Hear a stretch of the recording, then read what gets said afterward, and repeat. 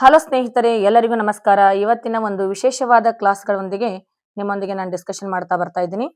Okay, ಅದು ಏನಪ್ಪಾ ಅಂತಂದ್ರ ವಿವಿಧ ಸ್ಪರ್ಧಾತ್ಮಕ ಪರೀಕ್ಷೆಗಳಿಗೆ ಸಹಾಯವಾಗುವಂತಹ ಒಂದು ಇವತ್ತಿನ ಟಾಪಿಕ್ ಭಾರತದ ಪ್ರಮುಖ ವನ್ಯಜೀವಿಗಳ ಯೋಜನೆಗಳ ಬಗ್ಗೆ ನಿಮ್ಮ ಮುಂದೆ ನಾನು ಇವತ್ತಿನ ದಿನ ವಿವರಣೆಯನ್ನ ಮಾಡ್ತಾ ಇದ್ದೀನಿ. ಪ್ರಮುಖ ವನ್ಯಜೀವಿ ಸಂರಕ್ಷಣಾ ಯೋಜನೆಗಳ ವಿವರಣೆಯನ್ನ ನೋಡೋಣ.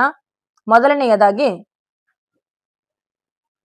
ಯೋಜನೆಯ ಹೆಸರು ಪ್ರಾಜೆಕ್ಟ್ ಟೈಗರ್ ಅಂತಕ್ಕಂಥ ಒಂದು ಯೋಜನೆಯನ್ನ ಜಾರಿಗೆ ತಂದಿರತಕ್ಕಂಥ ವರ್ಷ ಇದು ಹುಲಿ ಯೋಜನೆ ಎಂದು ಪ್ರಸಿದ್ಧಿಯನ್ನು ಹೊಂದತಿ. ಈ ಯೋಜನೆ ಯಾವಾಗ ಜಾರಿಗೆ ಬರ್ತೈತಿಪ್ಪ ಅಂತಂದ್ರೆ 1973ರಲ್ಲಿ ಜಾರಿಗೆ ಬರ್ತೈತಿ.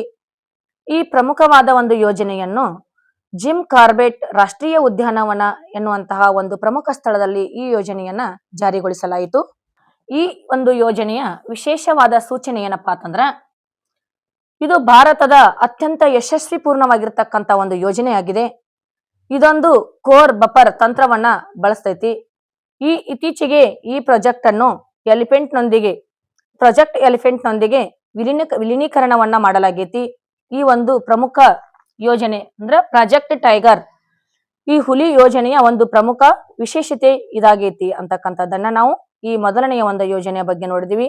ಪೂರ್ಣವಾದ ವಿಡಿಯೋಗಾಗಿ ಯೂಟ್ಯೂಬ್ ಚಾನೆಲ್ ಅನ್ನು ವೀಕ್ಷಿಸಿ.